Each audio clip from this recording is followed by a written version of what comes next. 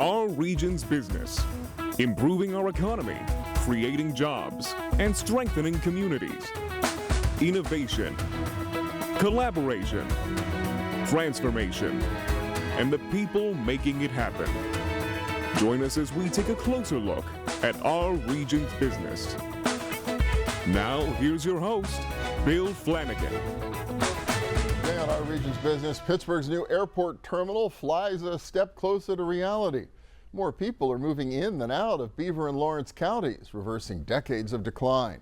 A Pittsburgh company is preserving historic sites through 3D digital modeling. And our region gets ready to cut the ribbon on a new Walk of Fame. First, that new airport terminal. 3, 2, 1.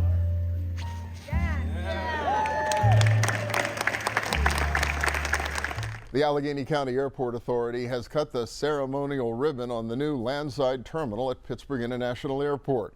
Airline passengers will no longer have to take a people mover to their gate. The new terminal is right next door. It's roomier, brighter, and contemporary, with touches of our region throughout. And it was getting great reviews among thousands of visitors who showed up for a recent open house. Sarah Smith brought Emmett and Laurel over from Burgettstown. She's in the travel business, planning honeymoons and destination weddings. We actually go to the free lot a lot, and we have picnics and they watch planes. So we've always been really, into the airport and have been active with the airport. So this is something we've been excited about. So, and then of course it'll help, my clients having a little bit of a smoother transition in the mornings. Sure. What do you think? What do you think of the new terminal? I think it's better than the other one. Yeah. The airport modernization project has cost more than $1.5 billion, paid for by the airlines instead of the taxpayers. I caught up with Christina Casotis following the ceremonial ribbon cutting. She's the CEO of the Airport Authority.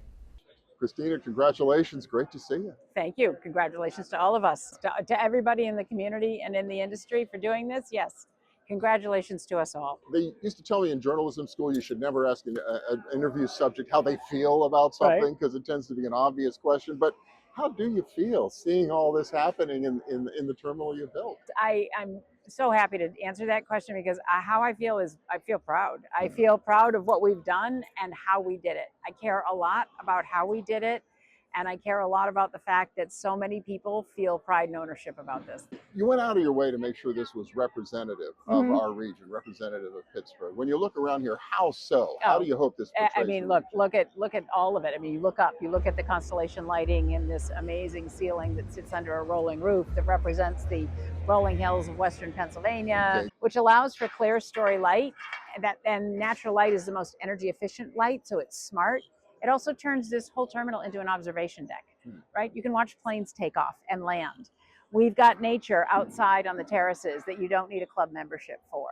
We've got the structural steel that was fabricated in Ambridge, thank you very much, painted with PPG paint, and it represents trees, a tree canopy here. The constellation lighting is spectacular, and to me, what we are going to enable is that services that people really need can get delivered in a way that people understand what Pittsburgh's all about, because this is a really friendly town and people always want to help. There's a thoughtful send-off area right before you get to TSA, so you don't have to stand at Dunkin' Donuts and crane your neck as you're trying to wave, as I was trying to wave goodbye to my son. I did that about 2 weeks ago. Exactly, yeah. And there's a place to sort of have people, say they're fine to say a goodbye or I'll see you soon. And then downstairs is a welcome point, which allows for not just domestic passengers, but also international passengers to all come through the same area before they depart the terminal. The artwork is incredibly local. 80% of it is local. The other that is not local, does not represent local artists, is Pittsburgh inspired. It's just the building tells a story that this is who we are, and that it's all about taking care of people. That's the passenger experience. What's in it for the airlines? What's in it for them is a much better facility to work in. It's going to be lower cost than if we had kept the existing terminal and rehabbed that. We've got better, efficient equipment. The TSA machines are all in one row. You don't have to go to a separate checkpoint. The baggage system works better. It's more efficient. That just makes their lives easier. It works better for the people who work for the airlines, but also for the people they're taking care of. And ultimately the overall operating efficiency and cost effectiveness of the airport. And but not at the expense of taking care of people. That's the most important thing to me. And that's like innovation. I always ask, okay, who's it going to benefit? And as long as people can use technology when things go wrong to solve a problem, I'm all for it. But we want to make sure that we're not using it to take people completely out of the equation. If we're going to enable people to work better and more efficiently, great. Like the baggage system, right? That technology is new. I can tell you that the previous baggage systems that we're running, because there are 2 over in the old terminal, we have had to source parts off of eBay. That's how old it is. Yeah, it was time. Yeah. It was just time. Big part of your job is selling Pittsburgh for more airline service. Yeah. Does this building help? It will help sell us to the airlines, but the most important thing is we need to grow the economy. We need more. This is the new front door to the region. We need more people walking through it. And the way you do that is you grow business, you grow tourism, you grow students, you grow population. Because what the airlines are doing is they're looking at us in relation to other markets. And so we think that there's still room to grow in terms of air service. There's a couple of other international destinations we know we can support. We think that there's more frequency availability that we could support, or capacity that we could support to parts of the West Coast and other parts of the country. But for really the big step change, it's going to require growth in the market. And we're going to be very excited to help with that because this is part of selling the region, and it's a great tool that we all have in our tool belt to do it. Again, Christina Casotis, congratulations. Thank you. Thanks for all that you've done to help us get the word out. I'll be talking to you again, I'm sure.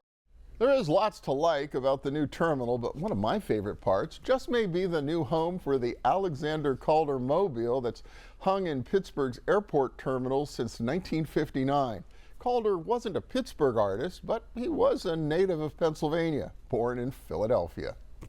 The airport authority has yet to set the date to start using the new terminal, but it is expected to be before the busy Thanksgiving weekend. Next up, we're heading just a few miles up I-376 to Beaver County, which recently got some good news about its population trends. Please stay with us.